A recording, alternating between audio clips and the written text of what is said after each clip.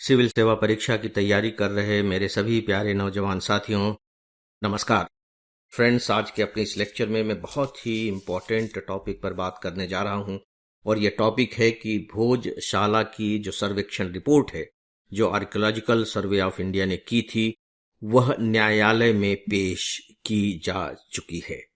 दोस्तों, यह जो टॉपिक है सब्जेक्ट के रूप में हिस्ट्री का टॉपिक है, लेकिन चूंकि भोजशाला इसमें शामिल है, जो अभी की घटना है, तो ये आप कह लीजिए कि हिस्ट्री के करंट का भाग है।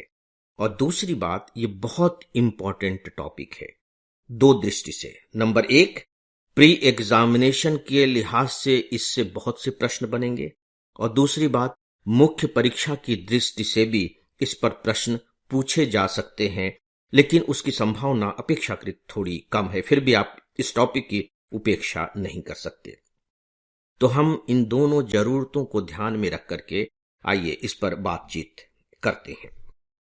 शुरुआत कहां से हुई? शुरुआत हुई है दोस्तों की मध्य प्रदेश का जो हाई कोर्ट है, उसकी जो इंदौर बेंच है, उसने बाकायदे आर्कियोलॉजिकल सर्वे ऑफ इंडिया को एक वैज्ञानिक सर्वे करने का निर्देश दिया था कि वो भोजशाला परिसर का सर्वे करे। तो यह निर्देश दिया क्यों गया? यह निर्देश इसलिए दिया गया दोस्तों कि सन 2022 में हिंदू फ्रंट फॉर जस्टिस एक संगठन है, उसने बाकायदे हाई कोर्ट में एक याचिका दायर की थी, और याचिका दायर करने के बाद ये अनुरोध किया था कि भोजशाला परिसर में शुक्रवार को जो मुस्लिम समुदाय नमाज अदा करता है, उसे प्रतिबंधित किया जाए। तो अब ये बात कहां से आई, आइए इसे भी हम सिलसिलेवार देख लेते हैं। दरअसल जो हिंदू समुदाय है, वह इस भोजशाला को, याद रखिए ये भोजशाला है ना, भोजशाला को वाग देवी का मंदिर मानता है। ठीक है, इनका दावा है कि यह मंदिर 1034 में बनाया गया था, और इसे बनवाने का श्रेय जाता है परमार वंश के शासक राजा भोज को। राइट, इसका मतलब यह हुआ कि परमार वंश इंपॉर्टेंट हो जाता है, अभी हम उन पर चर्चा करेंगे, और राजा भोज शासक के रूप में महत्वपूर्ण हो जाते हैं प्री एग्जामिनेशन की दृष्टि से। तो दोस्तों, हुआ यह कि 2003 में प्रशासन ने एक व्यवस्था की, इसको लेकर के लगातार विवाद चलता रहा मुस्लिम और हिंदुओं के बीच में। तो विवाद किस बात को लेकर के था? इस बात को लेकर था कि ये जो भोजशाला परिसर है, इसी में एक मस्जिद है। उस मस्जिद का नाम है मौला कमालुद्दीन चिश्ती। मौला कमालुद्दीन मस्जिद है, तो जाहिर है कि अगर मस्जिद है तो उसमें मुस्लिम समुदाय नमाज अदा करेगा। और हिंदू ये कह रहे हैं कि नहीं, ये भोजशाला है, यानी कि राजा भोज के द्वारा बनवाया गया एक मंदिर है। और शाला शब्द यहां जुड़ा हुआ है, तो कहा जाता है कि ये शैक्षणिक केंद्र भी था, जैसे सरस्वती शिशु मंदिर, वहां भी आप मंदिर शब्द देख रहे हैं। तो ये भोजशाला बेसिकली शिक्षा का केंद्र था, जो राजा भोज ने बनवाया था। और राजा भोज शिक्षा के बहुत जबरदस्त प्रेमी थे, वो अपने आप में बहुत बड़े विद्वान भी थे। ठीक है, तो 2003 में जो एडमिनिस्ट्रेशन है, उसने ये व्यवस्था की इस विवाद को थोड़ा कम करने के लिए, सुलझाने के लिहाज से, कि भाई मंगलवार को जो हिंदू समुदाय है वहां पूजा करेगा, और जो मुस्लिम समुदाय है वह शुक्रवार को नमाज अदा करेगा। और यह व्यवस्था चल रही थी। लेकिन 2022 में, जैसा कि मैंने कहा, हिंदू फ्रंट फॉर जस्टिस ने एक याचिका दायर करके पूरी तरह से यह मांग की कि वहां मुस्लिम समुदाय को प्रतिबंधित कर दिया जाना चाहिए। दोस्तों, ठीक है, अब हाई कोर्ट में मामला गया, हाई कोर्ट ने सर्वे के निर्देश दे दिए, बकायदे उसका सर्वे किया गया। बहुत लंबे समय तक इसका सर्वे चला, और सर्वे करने के बाद हाल ही में एएसआई ने, आर्कियोलॉजिकल सर्वे ऑफ इंडिया ने, बकायदे अपनी रिपोर्ट हाई कोर्ट में प्रस्तुत कर दी है। ठीक है, अब हम देखते हैं कि रिपोर्ट में क्या बातें सामने आने की संभावना है। बीच बीच में अखबारों में काफी ये बातें आती रही थी, और खासकर मध्य प्रदेश के अखबारों में तो बहुत ही प्रोमिनेंटली ये बातें आ रही थी। लेकिन ये कहा जाता है कि रिपोर्ट में इस बात को स्थापित कर दिया गया है कि मूलतः ये जो मस्जिद है, यह मंदिर को तोड़कर बनाई गई है। और उन्होंने प्रमाण दिए हैं कि जो वहां स्तंभ हैं और जो शिलालेख मिले हैं, उनमें गणेश, ब्रह्मा और उनकी पत्नियां नरसिंह देव और भैरव की छवियां बनाई गई हैं, अंकित हैं, उत्कीर्णित हैं। साथ ही साथ और भी बहुत सारे प्रमाण दिए गए हैं। उदाहरण के तौर पर कि जो मौजूदा संरचना है उसमें संस्कृत और प्राकृतिक भाषा में लिखे गए शिलालेख भी मिले हैं। ये बकायदे भोजशाला के जो ऐतिहासिक, साहित्यिक और शैक्षिक महत्व को उजागर करते हैं। और साथ ही साथ एक ऐसा भी शिलालेख मिला है जिस पर राजा नरवर्मन परमार, ये 1097 से लेके 1134 तक शासक रहे हैं, उनका नाम दिया गया है। 2 स्तंभ ऐसे भी मिले हैं जिन पर ओम सरस्वतये नमः लिखा गया है। और भी बहुत सी छोटी मोटी ऐसी आकृतियां मिली हैं जिसके आधार पर यह सिद्ध होता है कि अभी जो मस्जिद है वह मस्जिद बेसिकली एक हिंदू मंदिर को ध्वस्त करके बनाई गई है। अब जो कोर्ट है इस पर विचार करेगी और देखिए कि कोर्ट क्या निर्णय देती है। यहां मैं थोड़ी सी बात आप सबसे खासकर परमार वंश के बारे में करना चाहूंगा जो एग्जामिनेशन की दृष्टि से मुझे बहुत महत्वपूर्ण मालूम पड़ती है। बाकी आप इस वंश के बारे में डिटेल्स में तैयारी कर लीजिएगा।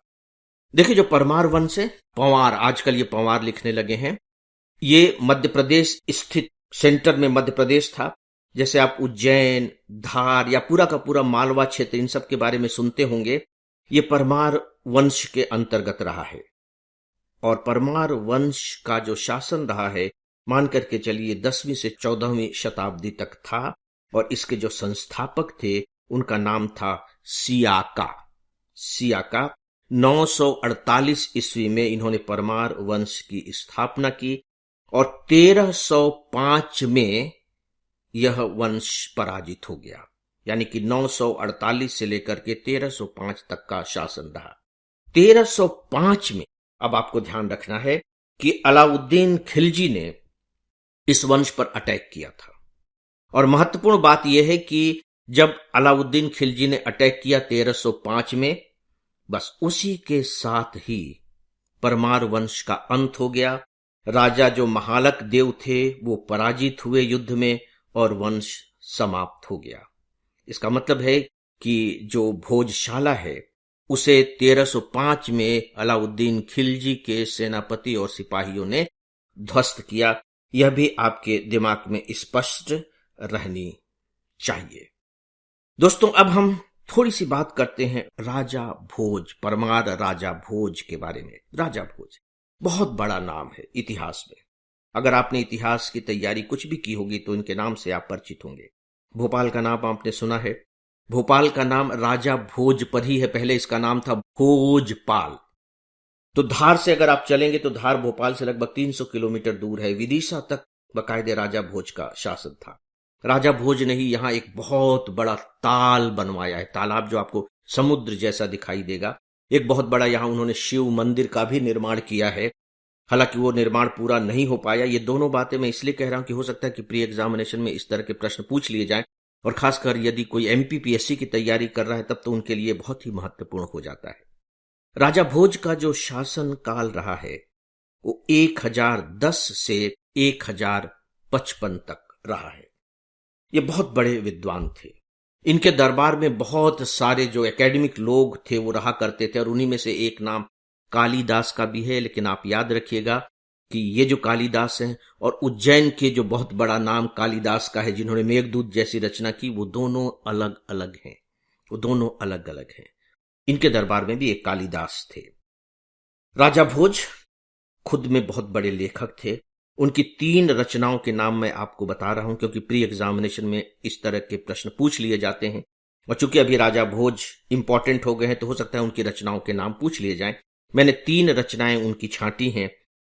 कंठाभरण, श्रृंगार मंजरी और तत्व प्रकाश।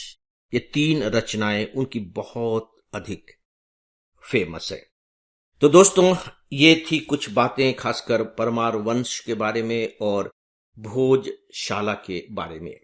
समीक्षा के तौर पर आप कह सकते हैं कि देखिए, हमारे यहाँ के बहुत से ऐसे मंदिर हैं जो मध्यकाल में डेफिनेटली ध्वस्त किए गए और अब उनके पुनरुद्धार की मांग की जा रही। पुनरुद्धार इस मायने में कि उन्होंने, जो मुस्लिम शासक थे उन्होंने ध्वस्त किया, वहां मस्जिद बनाई गई। राम मंदिर का मामला भी लगभग इसी तरह का था, इतना लंबा चला, उसने सांप्रदायिक वैमनस्यता को भी जन्म दिया और अंत में कोर्ट के डिसीजन के बाद यह मामला लगभग सुलझ सा गया है और दोनों संप्रदायों के बीच में एक प्रकार से सद्भाव स्थापित हो गया है। तो अब इस मामले में क्या होगा हम नहीं जानते, कोर्ट डिसीजन देगा, लेकिन सामान्य तौर पर यह माना जा रहा है कि ऐसे विवादों को दोनों समुदायों को परस्पर मिलकर के सुलझा लेना चाहिए। इससे बेहतर स्थिति राष्ट्रीय विकास की दृष्टि से, राष्ट्रीय सद्भावना की दृष्टि से और सामाजिक ताने बाने की दृष्टि से दूसरी कोई भी कुछ भी नहीं हो सकती। तो दोस्तों, अंत में मैं बस केवल यही कहना चाहूंगा कि इस टॉपिक पर आप थोड़ी सी विशेष रूप से तैयारी कर लें। इस विषय पर बस इतना ही, और इसी के साथ ही आज के इस डेली ऑडियो लेक्चर को यहीं समाप्त करता हूं। नमस्कार।